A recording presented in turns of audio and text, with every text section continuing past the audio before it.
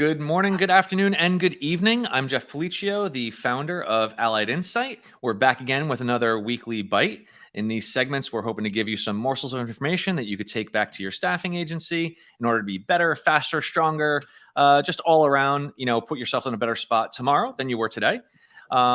This week, we are talking about recession-proofing your staffing business. And while that's a pretty broad scoping subject, we are going to boil it down a bit as we have Sheri from TCI Business Capital. She's the VP of Business Development. So Sheri, thank you so much for joining us. Thank you. Thank you very much. Of course. Please, take a couple minutes. Why don't you tell everybody a little bit about yourself, give a little background so that way people understand who you are, where you came from, and, what TCI Business Capital is. Yep, sounds great. Well, my background is staffing, actually. So I spent 15 years, a little over 15 years, working directly in the staffing industry. I had various roles: sales, branch manager, area director. I worked for 3 different staffing companies. Spherion was where I spent most of my career. And then I also worked for a Minnesota-based privately held company called Doherty Staffing, and then Kelly Services. So spent quite a bit of time in the industry. And then about 2.5 years ago, connected with TCI Business Capital. And it's just been a terrific new challenge for me, being on the other side of the fence, actually providing a service. We do funding, so providing a service to the staffing industry. So I love it. We're involved in many different staffing organizations. As a matter of fact, I serve on the board of directors for the Minnesota Staffing and Recruiting Association. Okay. So I've really enjoyed that over the past year. So that's me. TCI, we've been in business since 1994, based here in Minnesota in the Minneapolis-St. Paul market. In 2018, we were purchased by Fidelity Bank. They wanted to diversify their portfolio, and they are a local commercial bank here in Minnesota. And what we do specifically at TCI is accounts receivable financing. And I know we're going to touch on that or get into the weeds a little bit more later in our conversation, but we serve multiple industries across the nation, but we do have a staffing industry practice. The staffing industry is really a significant part of our portfolio. Yeah. So anyway, so I'm excited to be here, Jeff. That's awesome. Yeah. It's always interesting, right? When you go from being inside staffing to then supporting staffing externally. Yes. There's something very rewarding about being able to sort of spread that love, right? And kind of help out as many people as you can. It's very fun. It's very fun. Yes, exactly. So in preparation for all this, you and I had some lengthy discussions, which was fantastic. I got to learn a lot more about what it is that you do and how you could really improve staffing firms and their situation. One of the areas, though, that we were talking about was diversification. And so what I want to ask you is why is diversification so important today? Yeah, well, the reason we added this to the list of our topics today is because we run into this so often with the staffing agencies that we fund. It's so important to manage your customer concentration. Forbes suggests, especially for mature businesses, that no single client should account for more than 10% of your total revenue. Now, I've read other sources that say no more than 20% of your total revenue. So, of course, there are a range of suggestions out there. But I guess the bottom line is, using that old cliche, don't put all of your eggs in one basket, right? So, and that can be tough for small or startup staffing agencies because they start with one client and or one industry, and then it can be hard to break away from that. So we see some struggles there. So some of the reasons to diversify: you get that one large client, and oftentimes, it's a heavily discounted rate. They require a lot of service, a high level of reporting. All of those resources can kind of drain you if you're putting all of your time to one large client. And then kind of piggybacking off of that, let's say you have one large client, what happens if something happens to that business? Not necessarily service related, but what if they end up in some sort of a downturn? And now all of a sudden you've lost your only client or one of your significant clients. We see it happen and it's devastating. And then even if you have many clients, I think it's still important to protect yourself from being so industry specific. Because what if that industry takes a downturn? Travel and entertainment, right? Look what happened during COVID for those staffing agencies that only serve, that industry. So I think taking a look at your total portfolio, and even if you're bigger, how can you make sure that you're in some diverse industries so you don't, end up stuck? And then finally, I guess the final reason that I wanted to mention, and this is near and dear to our heart because it's what we do, is the whole credit and receivables risk. In staffing, when I was in staffing, we always said an order isn't an order until it's filled, right? Right. Well, okay. It's just a wreck. Right, exactly, right? So, but I would go a step further and say an order isn't an order unless it's filled, billed, and paid, right? Right. Because if all of your receivables are sitting there, on your aging report, and you have a no paying customer or slow paying customer, or if you're approaching credit limits, with your clients, those are all huge risk factors and can be devastating to your business if something goes wrong. So again, a diverse portfolio helps mitigate that risk as well. I think if the pandemic has taught us anything, it's to look for fragile points, right? So like identifying those areas of fragility within the organization, addressing them early, so that way you could be a bit more proactive in that. No, this is all fantastic stuff. And I think it's worth mentioning, even though I think a lot of us feel like we're beyond the pandemic. I think that we're not quite out of the woods yet. So I think this is a great thing to talk about. So how can staffing firms further diversify?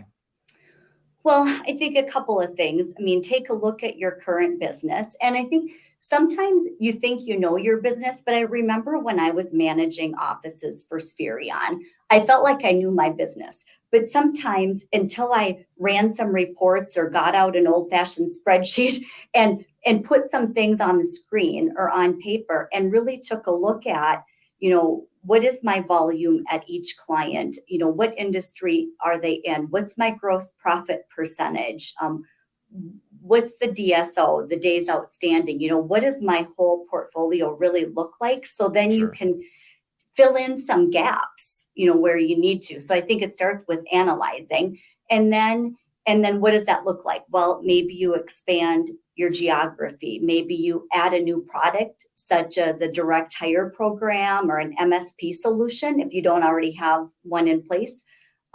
Create a target list of prospects, in various industries that you're not in, and then make sure you're just really marketing to those specific, companies. I always wanted to have clients in my portfolio that I felt were recession proof, like food manufacturing. I always wanted to have a food manufacturer in my client list, or a med device manufacturer, or an insurance company, right? I mean, people who, even though there may be an economic downturn, they're going to probably stay busy. So anyway, or at the bare minimum, at least make sure it's measured so that way you where one may slow down, right? So if everybody was doing great, obviously, listen, when everything is fantastic, we're not having these conversations. And I think it's important that even though we've survived getting through COVID, I think that it's worth having this conversation from all the lessons that we learned. So looking for ways that you can sort of measure your pipeline, measure what your production is,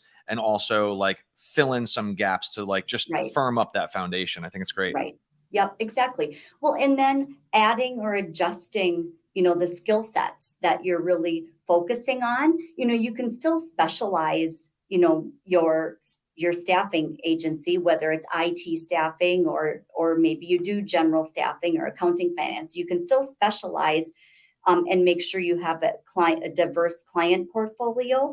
And let's say, and I think another key, Jeff, is to make sure your team's involved, right? Getting your sales and your recruiters, in on these discussions and making sure that they're aligned with your plan. One of the things that we did when I worked for one of the national staffing companies, we called it the 6x6 strategy. Now, basically it's aligning your team, right? But sometimes if you put a name to something, it makes it more important. Sticks more. So it sticks with it and people are more focused on it. But what we did is each team selected 6 skill sets, 6 job titles that we felt we could knock out of the park. Mm-hmm. And then the sales team created their target list based on those 6 skill sets. And then the marketing team focused on, the recruiting team focused their recruiting efforts on those 6. And then they committed to being 6 deep.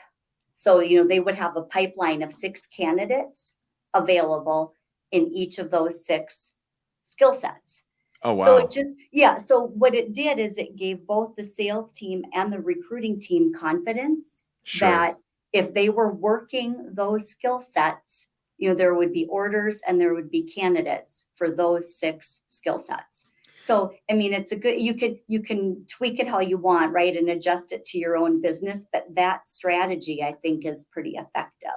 Well, I mean, that's a perfect segue because the next thing we were going to get into was the organizational orchestration, which I know can be a tongue twister. Yeah. But so there's nothing better than deciding on a given direction, right? Taking an initiative. But I always say, like, in the marketing aspect, like, marketing for the sake of marketing is pointless. Yeah. Like there's no reason to write a blog just for the purposes of writing a blog or whatever. Like, it really is a team sport. And the more that you can get your organization involved, then the more potent all the things that you create become. In much regards, like, as you mentioned, the 6x6 methodology, like, it's a fantastic illustration of seeing organizations actually create one singular focus and then having multiple teams sort of work together on that common goal.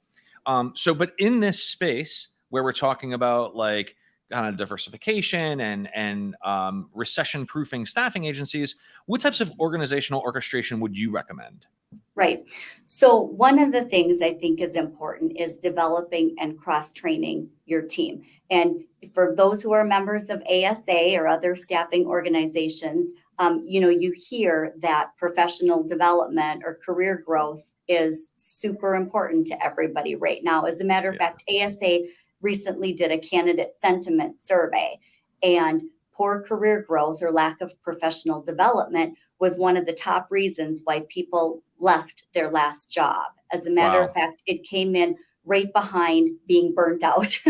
And so those are the 2 things, right? So, I think professional development is an expectation now. I mean, it's critical for retention and morale. And even if you're a small agency, there are things that you can do that can promote professional development and cross-training. So, and I think training beyond product knowledge too, right? I mean, obviously you need to train somebody on how to do their job and, key components of the position, and maybe allow them to be certified, in staffing. Like, those are all great things. But I think about other skills too that can transfer across industry and across positions. Time management training. I remember that's all everybody always asks for, time management training. Right. How good are you at time management? Yeah. I know. Anyway, but time management training, leadership training, book clubs, emotional intelligence training. I mean, those are all things that, people want access to. So, and then I think, in addition to offering that just because it's a great benefit, right, to offer your people and it keeps the morale there, it's going to, your office or your business is going to run more smoothly if you've got happy people that are cross-trained. But then if sadly you'd ever have to do a downsize or let somebody go, you've cross-trained and you've upskilled your entire staff. So you can better fill in the blanks. And then people who would be leaving your company are better positioned for a job elsewhere too. So it's just a win-win to make sure you're focusing. You raise a good point here too, right? So first being that all training for your staffing agency doesn't have to be homegrown, right? Like, when people think about training, I think they tend to think about, like, all the things that they have to create in order for it to be, their staffing agency way. And there's a lot of resources that are out there, both free and paid, where you can pick up some of these other ancillary skills that you're talking about. Now, Right. with that said, I will put a little asterisk on this, that like your process is your process and that should be detailed. Yeah, like Mhm. whatever is your proprietary process and what your expectations are of output per sales, recruiter, operations, marketing, management, all those people, there should be a very clear defined structure in that space, as well as what the expectations are of delivery. But beyond the things that are inherently you that you need to have done in order for it to have your brand, tone, texture, proprietary bits sort of sprinkled on it, I think it's good to know that like you could certainly go to outside resources in order to get some of these other skill sets in place.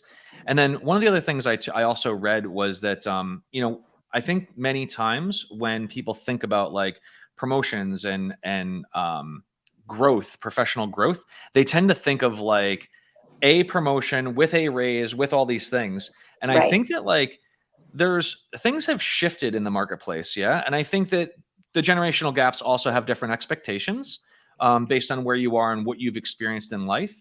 But I Right. think that like it's a good opportunity to also consider micro adjustments, right? Mhm. Which I know sounds probably silly to a lot of very traditional sort of business grown people, but like micro promotions do really help incentivize, set milestones, give people things to shoot for and aim for, and feed them intrinsically. Right. Everything doesn't have to be monetarily compensated, but Right. like putting those things in place that give people ownership feeds them intrinsically, and the reward or the return that you get on that is significantly higher than some of the things that you might do in giving someone a marginal raise on getting this particular title change. Right. Yeah. So it's a bit of a almost gamification, if you will. Right, exactly. Yeah, special projects, right? I mean, there are oftentimes Absolutely. special projects that you can involve people in that doesn't necessarily warrant a title change or a job change or a pay increase, but you're assigning them a special project that's going to help your business and it'll better their skills. So, Exactly. yeah, yeah. Exactly. So one of the pieces that we talked about too had to do with experience management, Mhm. and in sort of staying in this area of like fragility within the staffing agency. What can they do in order to set expectations beyond the transaction? Yeah. One of the things that I think of is, are your relationships solid, right? How many contacts do you have at each client? We always used to have a goal of having at least 5 contacts at each client company, right? I mean, the title of our discussion today is Recession Proof Your Staffing Business, but what if your primary contact leaves the company? Or what if your client downsizes? Will you have other connections at that company so you can ensure, your longevity there? And Right. then what happens if their volume decreases and they use multiple vendors? Will you stay on the vendor list? So I Right. mean, I think just making sure that your relationships are solid.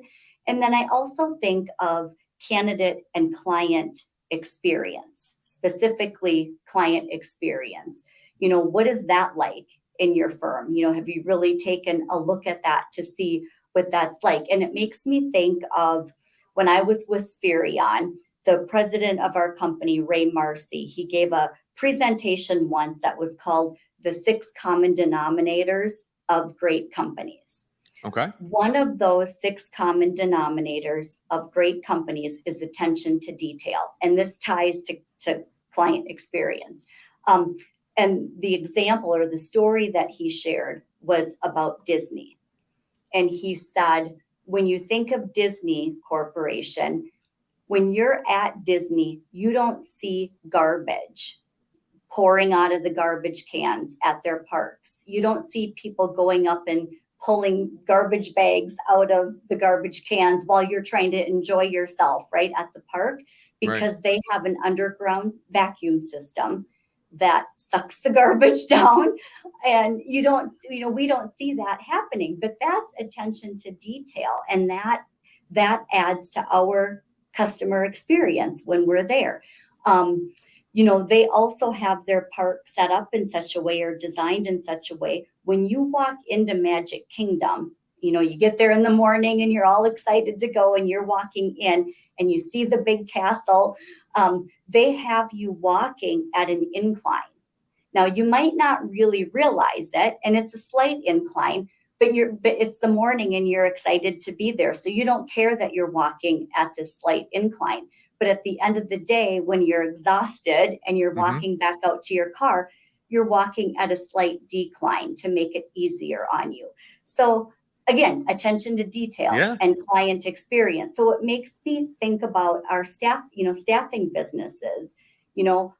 How are we making our clients and candidates feel when we're, putting them through an onboarding process or having them sign a contract and we get orders from them? Do they feel like they're walking uphill or downhill, right? It's a great example. It is. And I think sometimes taking a step back and really thinking about that and any adjustments you can make to your business, it just sets you up for more success. In that example, I would be willing to bet you that you can probably correlate those specific physical attributes of the Magic Kingdom and all that stuff to very specific core values or the mission of that group. The idea is this, like any one of those things is great on its own, but when you actually layer it and you keep it in concert with the things that are inherently you, that are in your DNA, they now become so authentic that they are rarely compromised on by anybody in the organization. And so a great example, right? Like once you have that thing in place, once that rec comes through, like, do your clients feel like they're walking uphill? Do your candidates feel like they're walking uphill? Like that's a great analogy. I love it. I absolutely love it. So now we're going to get into a bit more of the finance end, which I think is like, that's really where, I think everybody's really interested. So, and really we're talking about here, business planning and budget. So again, in sort of recession proofing and reducing fragility, what should staffing firms be considering when it comes to business planning and budget? Yeah. And I guess the only thing that I'll mention here is what we often see our staffing owners do is planning for multiple what if scenarios, right? So, if my business decreases by 10% because for some reason we're going through an economic downturn, then what? What's my plan if my business decreases that percentage? If my revenue drops by 20%, then what? What's my plan? And so I think for the staffing owners that we work with, when they have those plans in place and those what ifs, drawn out, it makes them feel better and more prepared for anything that might happen. Yeah. And to that end, the inverse is also a very real circumstance, right? Especially coming out of the pandemic, a lot of staffing agencies saw a huge uptick. And what I love about those opportunities as well is that it's also an opportunity to adjust. So I think many times people tend to think, likely not the business owner, but usually the people that are working at the company, they tend to think, well, we're ahead of goal. Like this is going to be an easy year to get through. But if the market is shifting, if the trend is pushing in a given area or a given way that it's creating more opportunity for revenue for your group, then that's also an opportunity for you to reset your goals. Right? Instead of just saying, well, we're going to easily hit our target, like maybe that's an opportunity to kind of like push them up a little bit further to say like, listen, let's continue to stay hungry. Let's make sure that we really continue to push so that we can hit, beyond the scope of what it is that we thought was available. So, being able to flex and being open and realistic to the environment to flex yourself down, I think is very important. As well as, recognizing when there's that opportunity for you to keep your foot on the gas and push even harder when it, changes in the other direction too. 100%. Great point. I love it. So now we're going to talk about like managing accounts receivable. So what should staffing firms be considering when it comes to their accounts receivable department? So, it starts with your contract terms, right? As you're, developing your own master service agreement, what kind of contract terms are you going to put in there? Due upon receipt, net 10, net 30. You really need to think that through because that can so impact your cash flow. So So it starts with the contracts. And then even, a lot of staffing companies, especially if they're smaller or startup, or we see this in healthcare a lot, healthcare staffing, they do a lot of business through MSPs. And, you're signing the MSP contract. It's the MSP that has the agreement with the end user, right? And Right. so you really need to be aware of what that language is in the MSP contract around receivables and what your rights are as a supplier to that MSP. You can't be afraid to push back on the language or ask an attorney for advice on that language and see, if you can get that change to protect yourself. So it starts with contract terms. Okay. Then I would say moving on to having a dedicated resource to manage your receivables. Because who wants to make those phone calls to the client? The collection department. Right. I used to do that all the time at Spirion. But anyway, so I owned that there. But if it's not you, then who in your organization is really ultimately responsible for managing that on a weekly basis? Then I think really watching client payment trends, right? So let's say, your client contract is for net 30 and the client typically pays in 20 days or 30 days. They pay on time. Really watching, okay, now what happens if all of a sudden they're paying in 40 days or, they're paying a little bit later? You want to get on top of that and find out what's going on. You don't want to wait until it becomes a problem. So watching those trends. And then I think the final thing that I'll mention here is your relationships with those accounts payable departments. I used to, every time I went to visit, not every time, if I went to visit a client, I would sometimes make sure that I also stopped in to see the accounts payable person, drop off a gift or pop in and say hi. I made that accounts payable person one of my, that they were in my rotation of, who I popped in to see or who I dropped off a gift for, because I wanted that accounts payable person in my back pocket. Yeah. You want them prioritizing you. And certainly if there's if there's one more check that can get done on a Friday at the end of the day, let it be yours. Yes.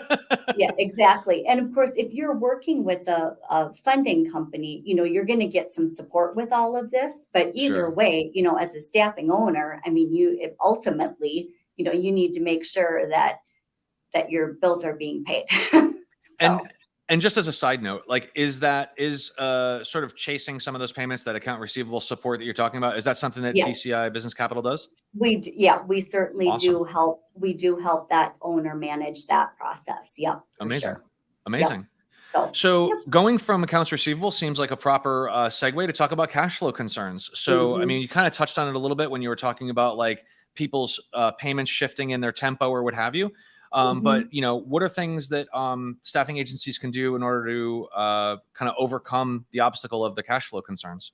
Yeah. And I think first it's knowing what your options are. So just gaining that knowledge and knowing what your resources are for cash.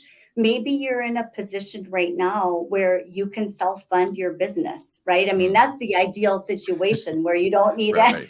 I've got the cash to pay all my people and cover all of my operational costs, and that's great. But I mean, the vast majority of staffing owners aren't in that position. They need something, whether it's a bank loan or a line of credit, or, I mean, we have staffing owners come to us who are even using credit cards or, merchant cash advance scenarios, which those two things can be super high interest, right?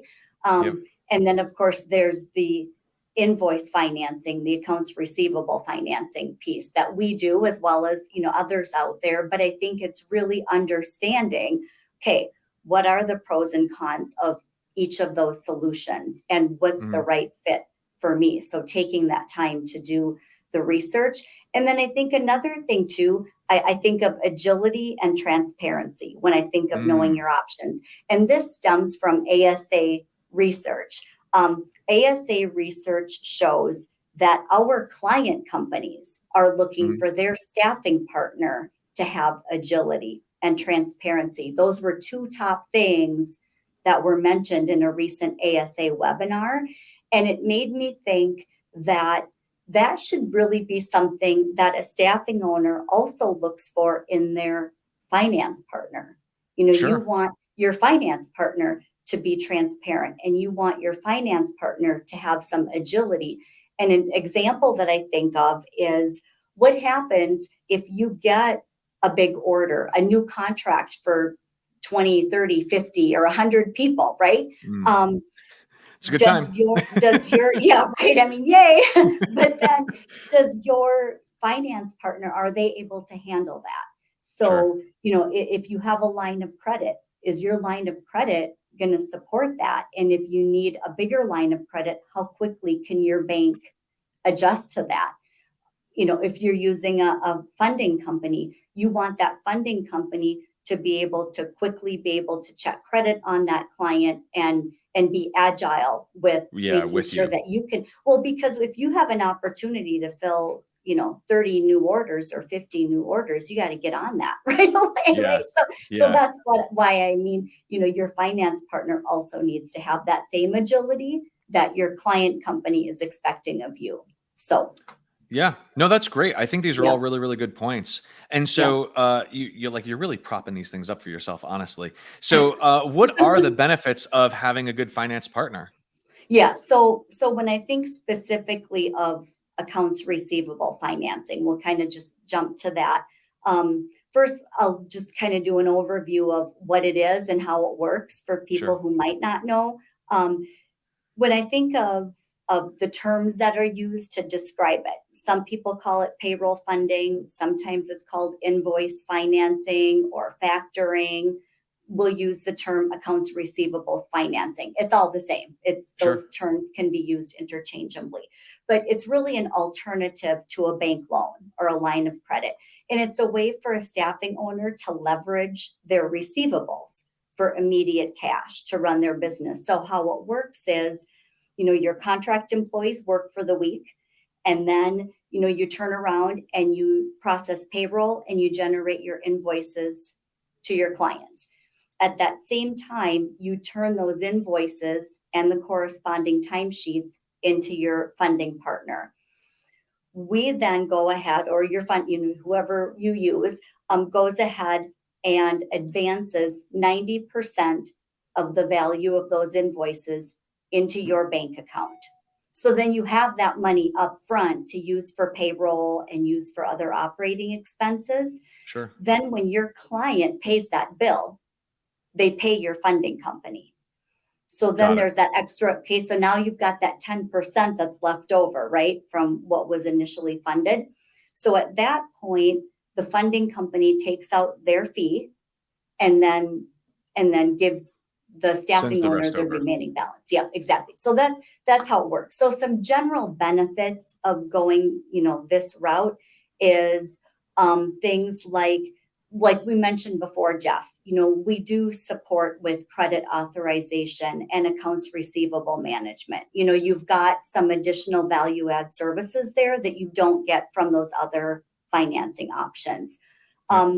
Funding fees are tax deductible.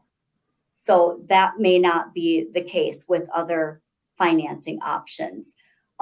Credit is established on the credit worthiness of your client company, not on your credit worthiness or the credit worthiness of your staffing company. And sometimes that's a benefit to, Sure.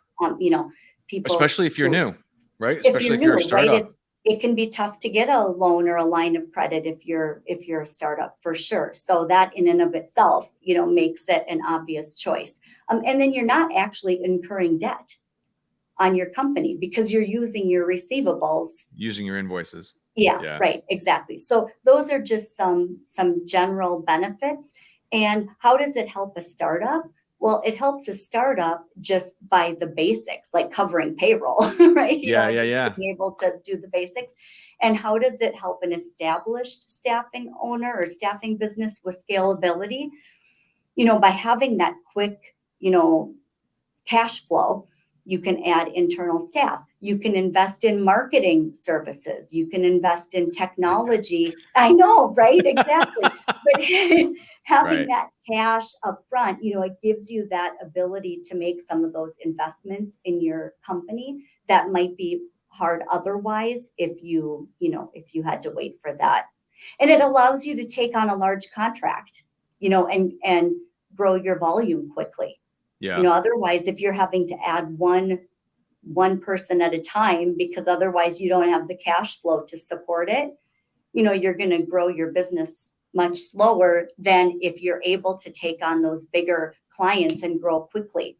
If I take a look at a pool of clients who started using us, say 18 months ago, right? Mm-hmm. And the volume that they were at that point versus the volume that they're at today, on average, it's like 168% of where they were at 18 months ago. Wow. I mean, that's significant. That's an average. And of course, every staffing agency has their own, right? But I guess the point that I'm trying to make is if you have the cash flow coming in to support your business needs, you can grow. Yeah. No, I think that's amazing. And, I think these are all really, really strong resources for staffing firms to consider. Nobody ever, I haven't spoken to anybody that says they just want to maintain status quo, because usually that's not why they're getting involved with partners. Right. So having people that you can go to that can give you some assistance in scaling, especially if you're going to go whale hunting or you want to compete. You said that you were with Kelly Services.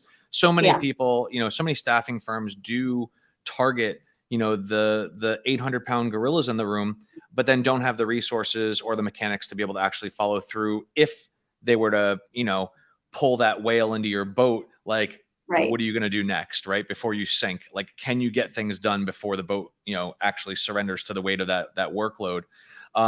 No, I think all this is fantastic. And honestly, Sheri, I think it's been a wealth of information. I hope that everybody has gotten some really good insights out of you. I appreciate you very much for joining us. Thank you so much. Thank you. Of course.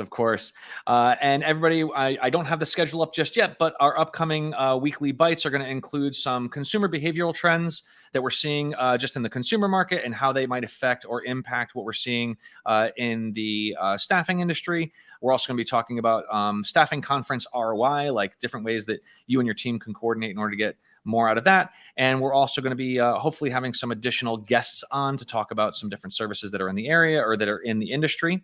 And if there's any topics or anything that anyone wants to hear covered, or you have an idea of someone that you'd like to include in our weekly bite session, please feel free to drop a line, let us know, and we'll do what we can to add that to the mix. Again, Sheri, thank you so much for your time. I really appreciate it. It's been really helpful. And, maybe we'll do something towards the end of the year as it pertains to, annual planning for 2023. Yeah, sounds fun. Excellent. Have a great day, everybody.